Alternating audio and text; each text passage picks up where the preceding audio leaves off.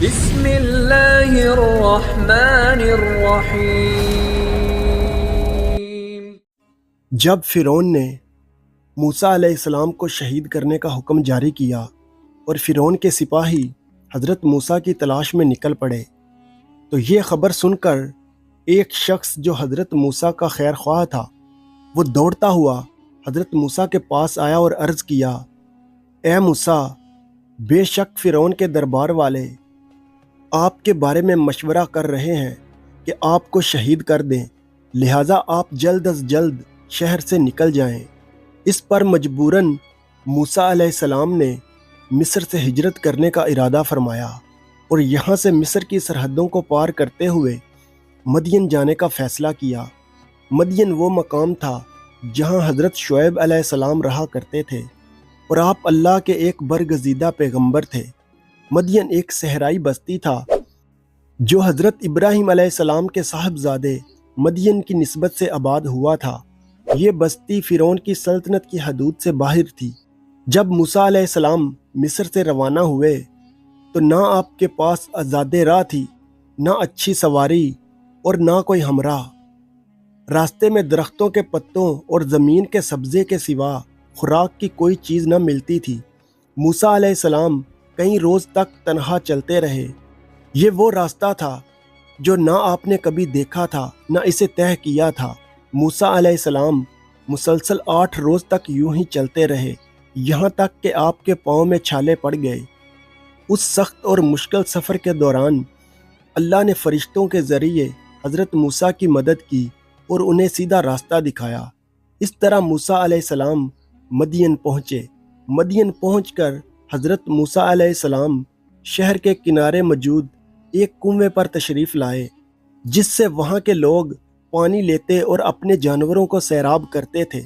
وہاں آپ نے لوگوں کے ایک گروہ کو دیکھا کہ وہ اپنے جانوروں کو پانی پلا رہے ہیں اور ان لوگوں سے علیحدہ دوسری طرف 2 عورتیں کھڑی ہیں جنہوں نے اپنے جانوروں کو اس انتظار میں روکے رکھا ہے کہ لوگ پانی پلا کر جائیں اور کنواں خالی ہو تو وہ پانی لیں، کیونکہ کنویں کو مضبوط اور طاقتور لوگوں نے گھیر رکھا تھا اور ان کے ہجوم میں عورت سے ممکن نہ تھا کہ وہ اپنے جانوروں کو پانی پلا سکے۔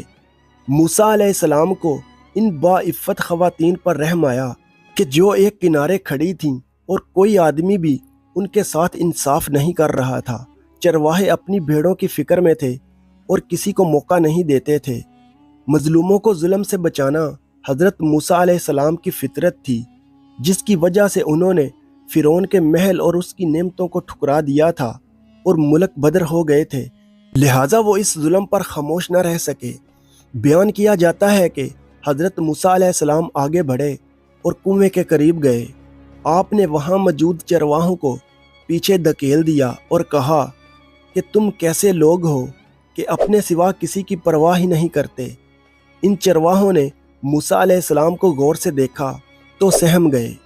لباس سے موسیٰ علیہ السلام کوئی قبطی سردار لگ رہے تھے اور جسمانی اعتبار سے بھی آپ کافی مضبوط اور لمبے چوڑے انسان تھے، لہٰذا چرواہے خاموشی سے پیچھے ہٹ گئے اور انہوں نے ڈول حضرت موسیٰ علیہ السلام کو دیتے ہوئے کہا کہ لیجئے، اگر آپ پانی کھینچ سکتے ہیں تو کھینچ لیجئے۔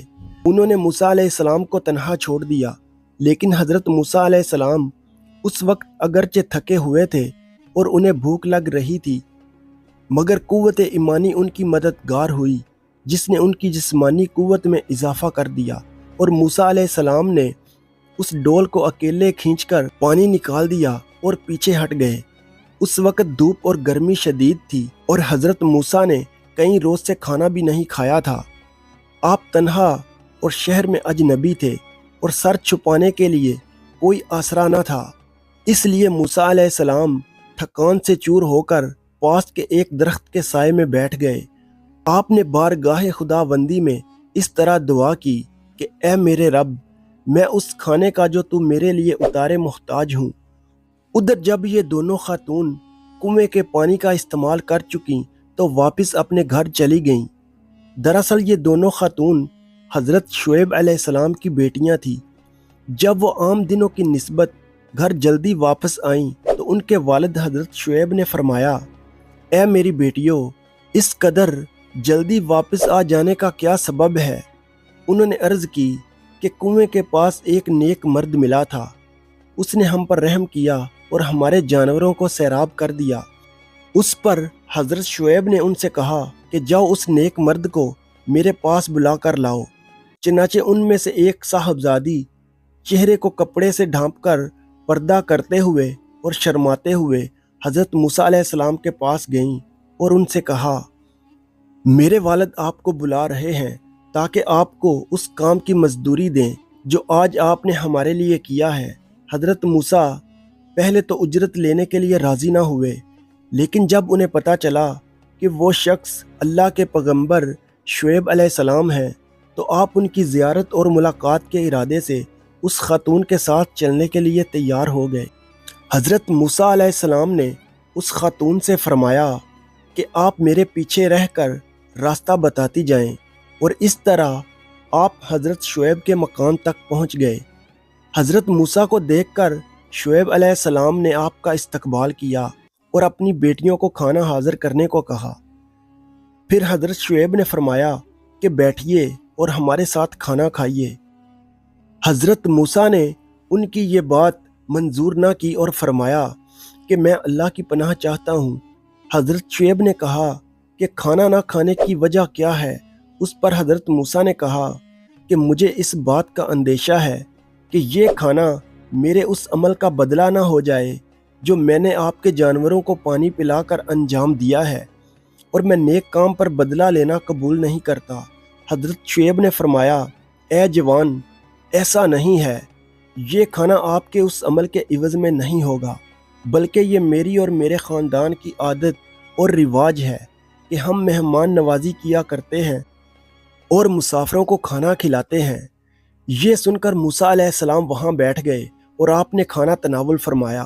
اس کے بعد موسیٰ علیہ السلام نے حضرت شعیب علیہ السلام سے مصر کے احوال، فرعون کے ساتھ گزرے وقت، اپنی پیدائش سے لے کر قبطی کے قتل اور فرعونیوں کے آپ کے جان کا دشمن بن جانے کے متعلق تمام حالات بیان کیے۔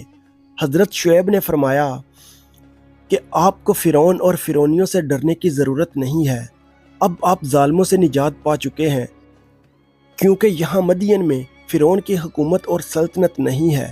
جب موسیٰ علیہ السلام کھانا کھا چکے اور گفتگو بھی کر لی، حضرت شعیب کی ایک بیٹی نے عرض کیا، ابا جان، انہیں اجرت پر ملازم رکھ لیں کہ ہماری بکریاں چرایا کریں اور یہ کام ہمیں نہ کرنا پڑے۔ بے شک اچھا ملازم وہی ہوتا ہے جو طاقتور بھی ہو اور امانت دار بھی ہو۔ حضرت شعیب نے اپنی صاحبزادی سے کہا کہ تمہیں ان کی قوت و امانت کا علم کیسے ہوا؟